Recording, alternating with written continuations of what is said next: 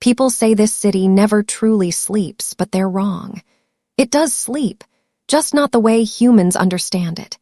It closes its eyes in the neon reflections on wet streets, it sighs in the wind between tall buildings, and sometimes, on the wrong night, it wakes up through the eyes of something ancient.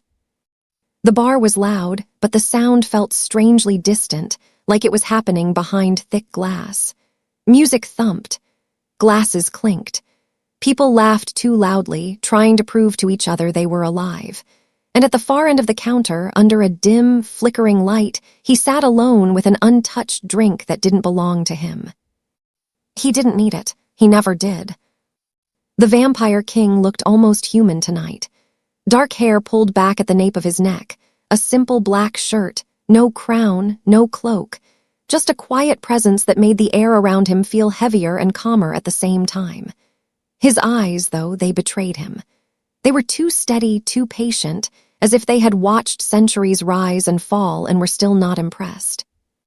In front of him stood a tall glass filled with something crimson, thick, and strangely luminous under the dim light. It could have been wine.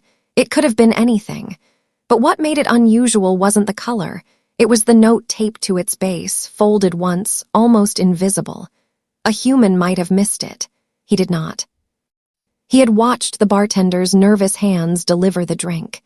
He had seen the small, hurried movement as the note was slipped under the glass with a soft, guilty tap. He could smell fear in the air, sharp and metallic, like lightning just before a storm. He knew the drink was not meant for him. He also knew the person it was meant for had just walked in. She entered with the kind of careful confidence people wear when they're used to pretending they're fine.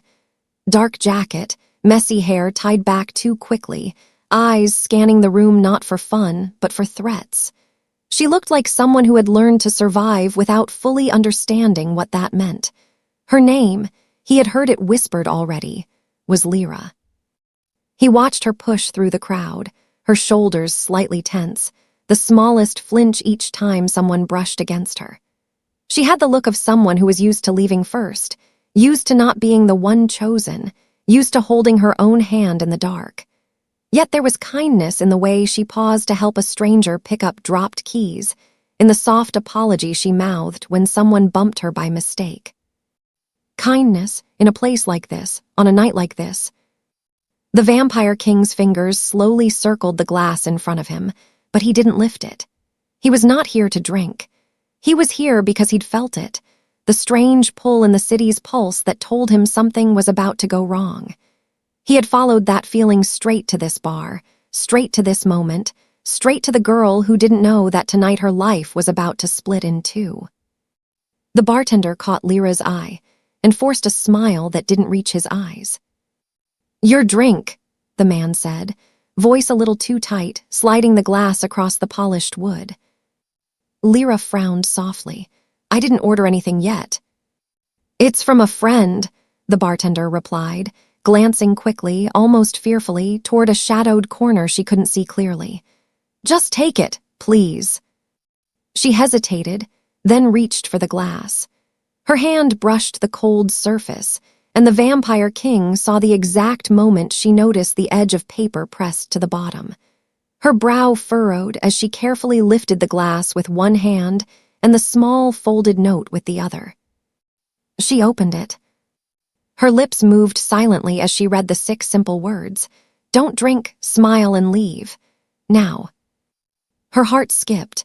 He heard it, clear as a dropped pin in an empty cathedral. Lyra's eyes scanned the crowd, searching for the source. Her first instinct was confusion, then suspicion, then something softer. Someone cared enough to warn her. Someone she couldn't see. She swallowed hard, the noise lost in the music, and read the note again as if hoping for more instructions that weren't there. For a moment, the bar seemed to shrink around her. The lights felt brighter. The air felt heavier. The glass in her hand suddenly looked dangerous, even though it hadn't moved an inch. Her mind argued with itself in fast, clumsy steps. Maybe it's a joke. Maybe it's a mistake. Maybe it's real. Maybe someone is watching. Maybe I should run. She glanced at the bartender, but he immediately looked away, guilt burning in his eyes. That was answer enough. Someone wanted her to drink this. Someone else wanted her to live long enough to walk out the door. The Vampire King watched every shift in her face. Fear, confusion, a stubborn, quiet courage pushing up through all of it. He had seen that look before, in battlefields and burning cities, in people who knew the world was collapsing but still took one more breath, one more step. It always moved him. It always hurt him. She held the glass up between them, still unsure, the red liquid catching the light like a slow-burning fire. Don't drink, smile, and leave. Now. Her lips trembled, then curved into a small, forced smile she didn't feel. It was uneven and fragile, but she wore it anyway, like a borrowed shield. For a second, the smile made her look younger, almost like the child she used to be before the world taught her to doubt everyone. She lowered the glass, turned slightly as if to walk away.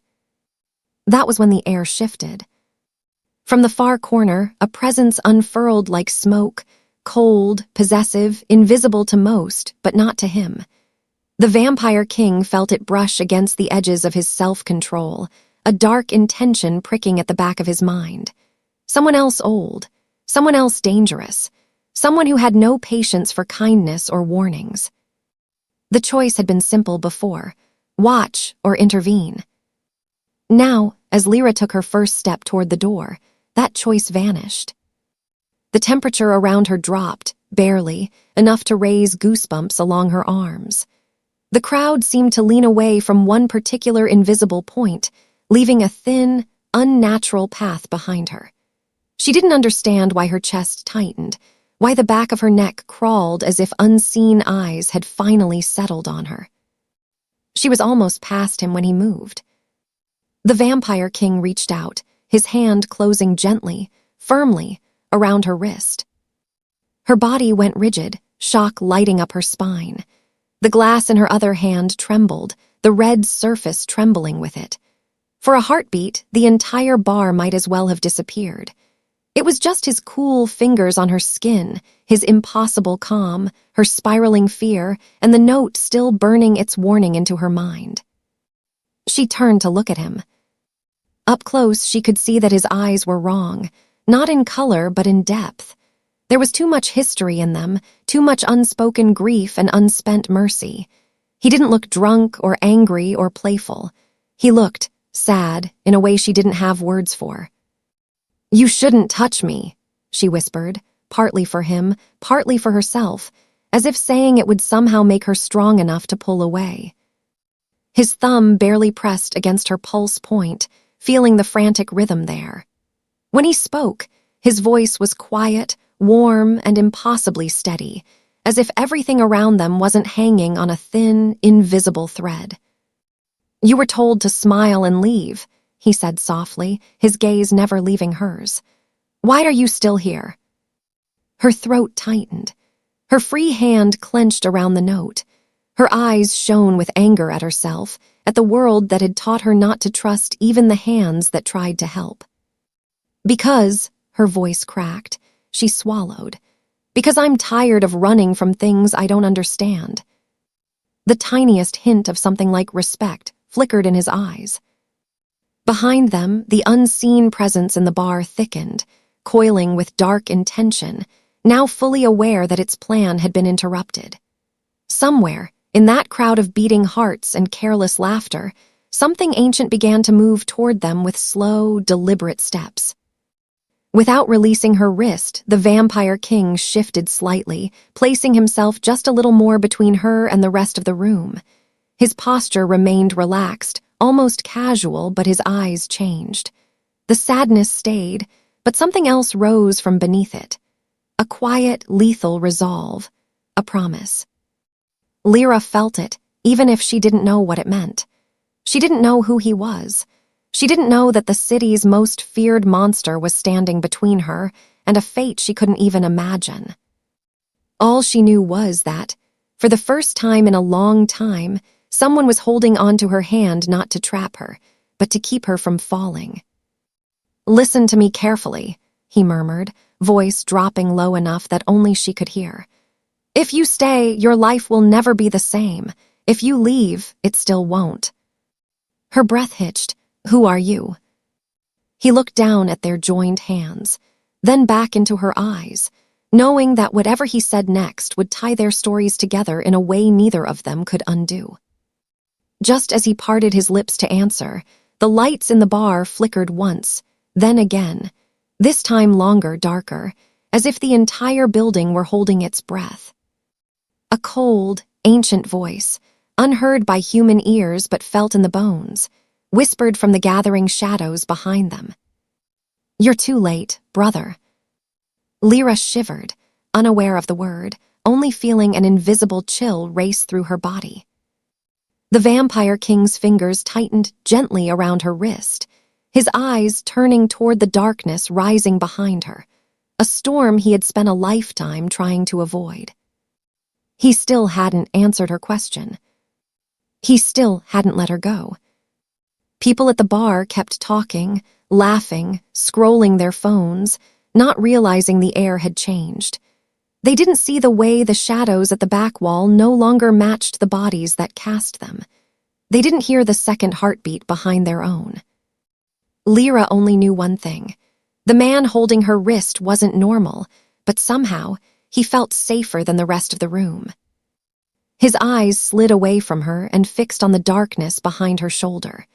She followed his gaze, but all she saw was the crowded bar. The dim corner, the old mirror lined with bottles, the reflection of faces that weren't exactly right. For a second, the people in the mirror seemed slightly out of sync with the people in front of it, like a movie with bad audio. She blinked. It was gone. Who are you?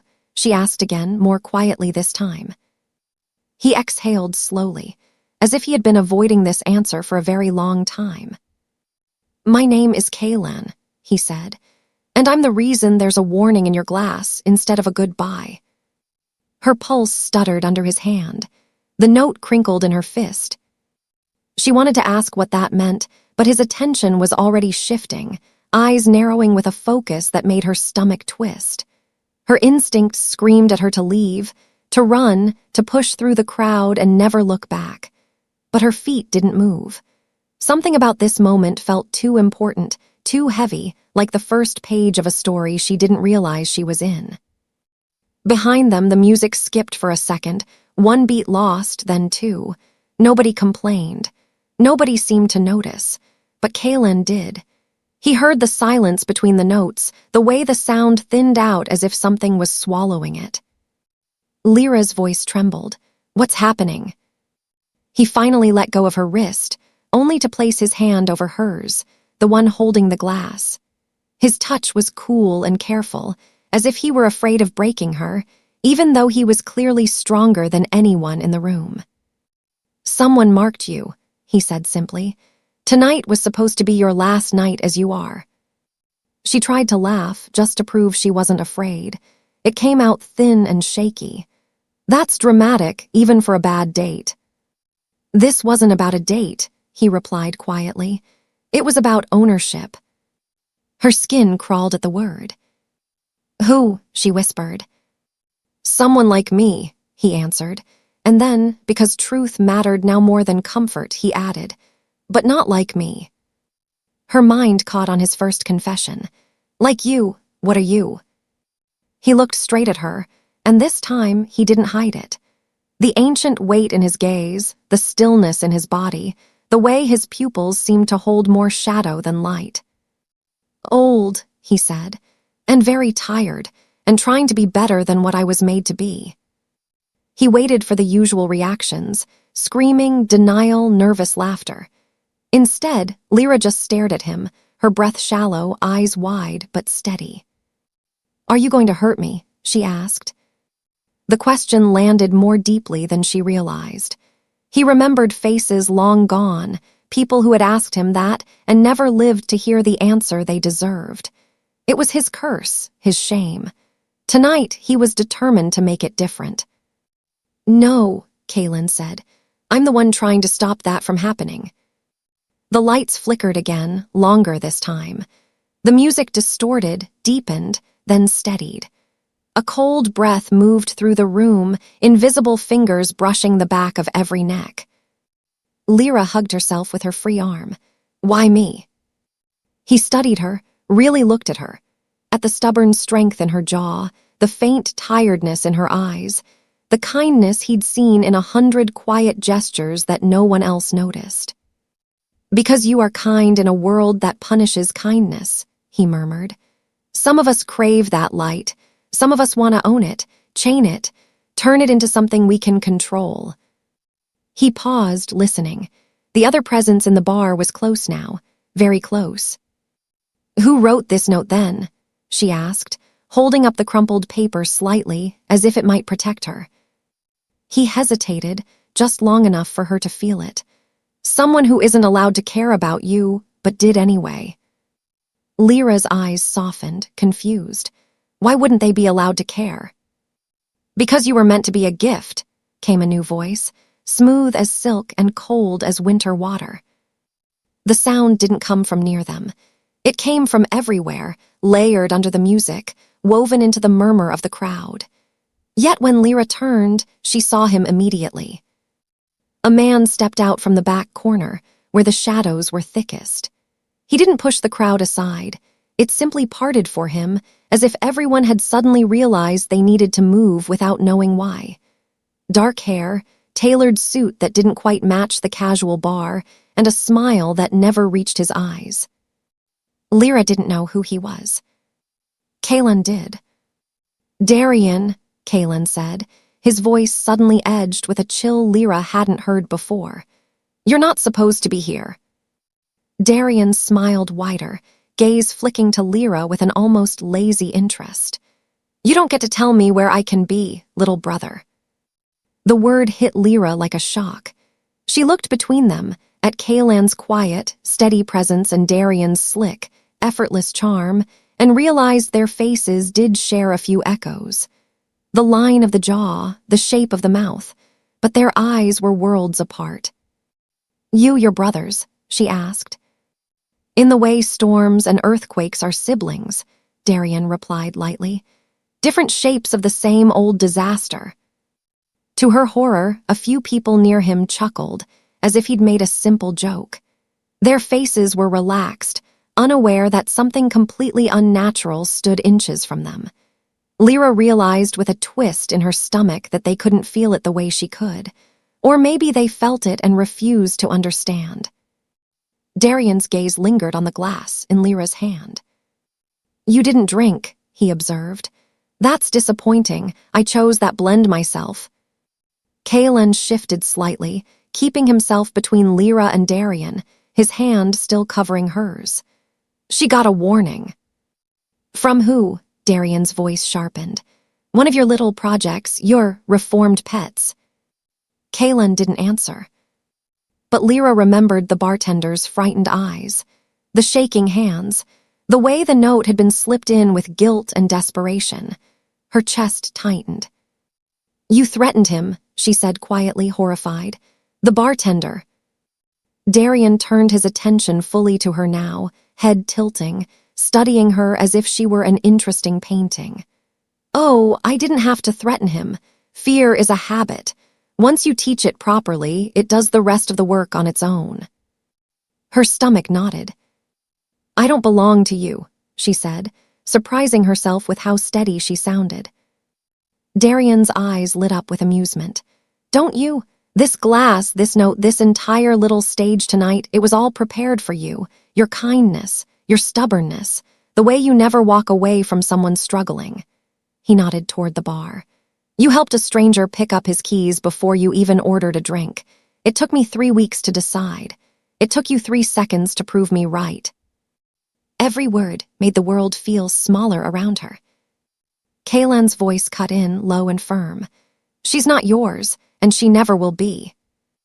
Darian sighed as if tired. You always do this, Caelan. You find one person and decide that saving them will somehow make up for everything you did centuries ago. It's sweet, it's pathetic, and it's very, very predictable. Lira looked up at Caelan. "What did you do?" she asked, soft but insistent. He didn't flinch. He didn't hide. His jaw tightened, but he met her eyes, letting her see the weight he carried. "I hurt people," he said simply. "Before I learned how to stop, before I chose to stop. It doesn't matter how long ago it was. The past doesn't vanish because we wish it did." Darian rolled his eyes. And now he makes speeches about mercy and control, as if that rewrites history.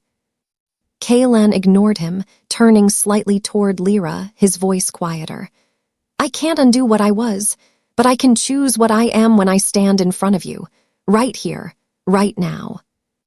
Her throat was tight, but words still came. "Why me?" she whispered again, this time not to Darian, but to Caelan. "Because you're not afraid to be kind," he answered. "Even when the world gives you every reason to be cruel instead. People like you're rare and fragile, and always, always hunted by people like him." Darian's expression darkened, his eyes briefly flashing with a hunger that had nothing to do with blood and everything to do with power. "Enough of this," he said, and his voice no longer pretended to be charming. "She was offered a place at my side, to be remade, protected, cherished in my way. A simple drink and her small, frightened life would have become something greater. You should be honored, Lira." She flinched at the way he said her name, like it was already his. Caelan stepped closer to her. His protection is just a softer word for prison. "And yours?" Darian asked, stepping closer too, the space between them shrinking. "What do you offer? Endless guilt and half-truths? Nights of pretending you're not what you are?" For a moment, the two brothers stood almost face to face, ancient tension crackling between them like static before a storm. The air felt heavier. Lira could barely breathe. "You don't drink that," Caelan said to her without looking away from Darian. "And you don't go with him, no matter what he promises." Darian smiled slow and dangerous. "You're assuming she has a choice." Lira's heart hammered. Fear clawed at her ribs, but under it, something steadier rose. Anger, not wild but grounded. Anger at being treated like a thing, a gift, a project, a choice between two monsters. "I said," she whispered, then louder, "I don't belong to you, either of you." The words surprised even her. For a second, both men actually looked at her, really looked at her, not as a symbol, not as a plan, but as a person. Darian's smile flickered. Caelan's gaze softened, something like pride flickering in his eyes. "You're brave," Caelan said quietly, "even now." "Bravery," Darian murmured, "is just fear with better posture." He lifted his hand. The glass in Lira's grip suddenly grew heavier, pulling at her fingers. The red liquid inside began to swirl on its own, forming slow spirals that caught the dim light. Her skin tingled where the cold surface pressed against her palm.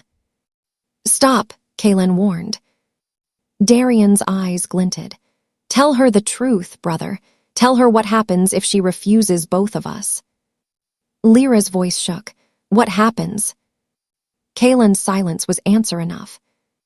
The glass kept twisting inside her grip, like a living thing trying to wake up. The smell of it shifted, not like wine, not like anything she had ever known. It smelled like cold nights and broken promises and something sharp underneath. "If you walk out that door as you are," Darian said softly, "others will smell my mark on you. They will come. They will take what I chose, what I almost claimed. They won't offer you a deal. They won't bother with a warning in your glass." Lira swallowed hard. "You're lying." A sad smile touched Caelan's lips. "He wishes he were." She looked between them. Between a brother who had once been a monster and now tried to be gentle, and a brother who embraced every dark instinct without shame. Between a safe lie and a hard truth. Her voice cracked. "What are you asking me to do?" Darian's gaze sharpened. "Drink. Become part of something stronger than your fear. Stand where no one can ever hurt you again without paying a price they can't afford." Caelan's tone was softer, but no less intense. Don't drink. Trust me. Let me protect you in a way that leaves your heart your own. I won't turn you. I won't own you. I'll teach you how to stand even when the world trembles around you. Her fingers ached from gripping the glass. Why? She whispered to Caelan, desperate now. Why care what happens to me? His answer was simple, honest. Because once, he said, someone tried to save me, and I didn't listen. I've been trying to earn that wasted mercy ever since. A hush settled over her, deeper than the music, deeper than the fear. She could see it now. His regret, his quiet humility, the way he stood between her and danger without demanding anything in return. And Darian, who saw her fear as an opportunity, her kindness as something to collect. Her decision came not all at once, but in pieces. Memories of nights alone, of always leaving first, of never having someone stand their ground for her. Lira took a slow breath. Then, with her hand shaking, she did something neither brother expected. She set the glass down on the bar. The liquid inside jolted, as if offended. The swirling stopped, but the air around it pulsed faintly, like a heartbeat that refused to die. Darian's face lost its smile. You think that makes you free? He asked softly. You just made yourself mine in a different way. Lira straightened her shoulders, voice barely above a whisper. No, I made myself mine. Silence cracked like thin ice. Caelan's eyes, ancient, tired, and full of something bright and painful, met hers. You're choosing the hardest path, he said. It's going to hurt. She nodded, throat tight. I'm used to that. Something like respect settled in the space between them. Darian's patience finally snapped. The shadow at his feet thickened, stretching out like spilled ink across the floor. This is boring, he muttered. If she won't come willingly. Enough, Caelan said. There was no shout, no gesture. Just a word, spoken with such quiet authority that the shadows themselves seemed to hesitate. For the first time, Lira saw him, not just as a man in a plain black shirt, but as something more. The way the room bent around his will. The way the unseen things in the corners flinched at his voice. He stepped fully in front of her now, his back a wall she hadn't asked for but suddenly needed. His posture was relaxed, but every line of his body hummed with contained power. You won't touch her, he said to Darian. Not tonight, not ever. Darian laughed once, cold and delighted. You're going to break the pact for a human girl who doesn't even know what you've done. You'd risk everything. Caelan didn't look away. I'm not risking everything, he replied. I'm finally using it for something that matters. The room held its breath. Darian's smile disappeared entirely. For the first time, he looked disappointed, not in Lira, in Caelan. So be it, he murmured. You want to play the savior, then you can share her curse. Shadows shot out from under his feet, rushing across the floor like a spill of ink toward where Lira stood. Caelan moved without thinking, instinct older than guilt, older than regret. He stepped back, wrapping an arm around her and pulling her tight against his chest, his other hand rising, palm outward. The darkness hit an invisible wall in front of them, flaring softly like black fire against glass. Lira gasped at the sight, feeling a strange warmth flutter through her ribs where Caelan held her. It wasn't the warmth of romance, or fantasy, or some instant perfect connection. It was the warmth of being held firm for once, the warmth of not standing alone. Darian watched, eyes narrowed, weighing something only he could see. At last, he smiled again, but it was different now, colder, thinner. Very well, he said. You've made your choice, little brother, and so has she. He took a single step back. The shadows retreated with him, slipping along the floor and up the walls, tucking themselves back into corners and cracks like obedient animals. But remember this, Lira, he added, saying her name with slow precision. Every gift has a cost, You just traded one kind of chain for another. One night soon, you'll wonder if you chose the right jailer." Lira opened her mouth to protest, but Caelan spoke first. "She didn't choose a jailer," he said. "She chose herself. I'm just the one standing here until she can stand for herself." Darian's gaze flicked between them one last time. A strange, unreadable shadow crossed his face, something almost like hurt, but it vanished too quickly to be sure. Then, without theatrics or smoke, he turned and walked toward the bar's back door. People stepped aside automatically. The handle turned under his hand, though no one had remembered it being there before.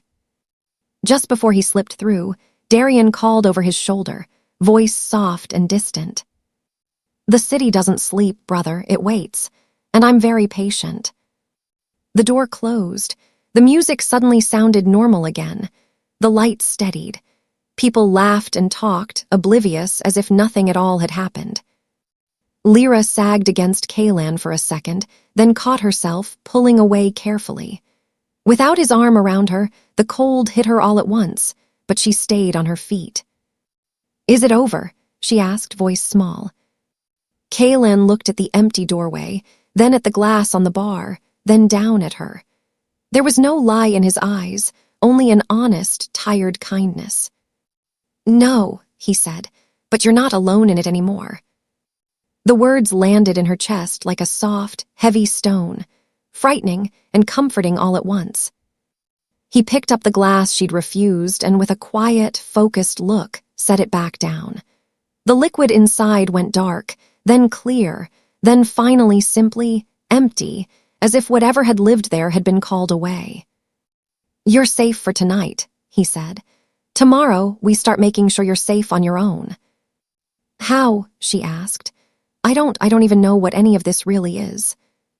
His expression gentled. "You learn, I teach. You fall, I catch you until you learn how to catch yourself. It will be hard.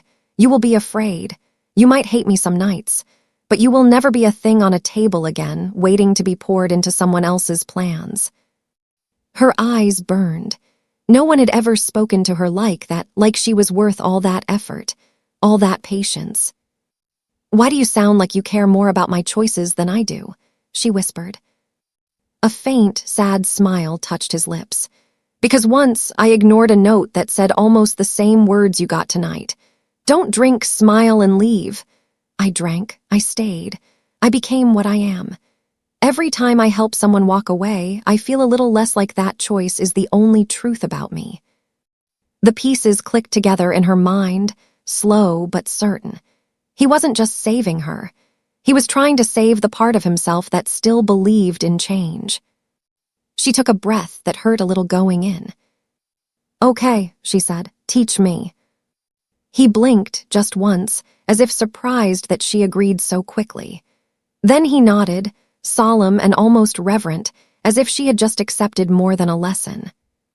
"Then we leave," he said. "And when you walk out that door, you don't walk out as prey. You walk out as someone who said no, even when it was easier to give in. That matters more than you know." She looked toward the door Darian had disappeared through, then at the ordinary front exit glowing with a simple red sign. The world outside would look the same. The buses, the streetlights, the late-night food stands. But she knew now it wasn't the same world at all. "Will he come back?" she asked. "Yes," Caelan said honestly. "Or something worse will. The city is full of hungry things, but it's also full of people who refuse to be devoured. You'll be one of them." She swallowed, then nodded. "And you?" He studied her, then answered with a quiet certainty that felt like a promise. "I'll be where I need to be," he said. "Not as your king, not as your owner, just as someone who knows what it's like to be caught on the edge of a choice and steps in anyway." He offered her his hand, this time not to grab, but to accept or refuse as she wished. Lira looked at it for a long moment. Her life had been a series of exits, of leaving before anyone could ask her to stay. This was the first time staying meant walking straight into danger, but not alone. Her fingers slipped into his. His grip was gentle, steady, unhurried. He didn't pull. He simply walked beside her as they crossed the bar floor, weaving between people who would never know how close the night had come to breaking. At the door, she paused and looked back once. At the counter, the glass, the spot where she almost chose silence and safety in a single swallow. She realized she wasn't just walking away from danger. She was walking away from who she would have become if she'd chosen the easy fear. The night air outside was cold and sharp, full of car horns and distant sirens and the smell of wet pavement. The city felt awake now, not sleeping at all, watching, listening. "Are you scared?" Caelan asked quietly beside her. "Yes," she admitted. "Good," he said. "Courage without fear is just recklessness. This you can grow from." They walked side by side into the neon-streaked dark, a tired king trying to be gentle and a human girl learning, for the first time, that her no could reshape her fate. Far above them, in a window no human eye could trace, Darian watched with a thoughtful expression, fingers drumming softly against the glass. "She chose him," he murmured to the empty room. A small, unexpected smile tugged at one corner of his mouth. Not kind, not exactly cruel. Curious. "Good," he added. "Let's see what she becomes with someone finally daring to believe she's more than a victim." And somewhere, in the silent space between their steps on the wet pavement, in the fragile bond between a monster trying to be kind and a girl learning, she was never meant to be a glass on someone's table. A different kind of story began.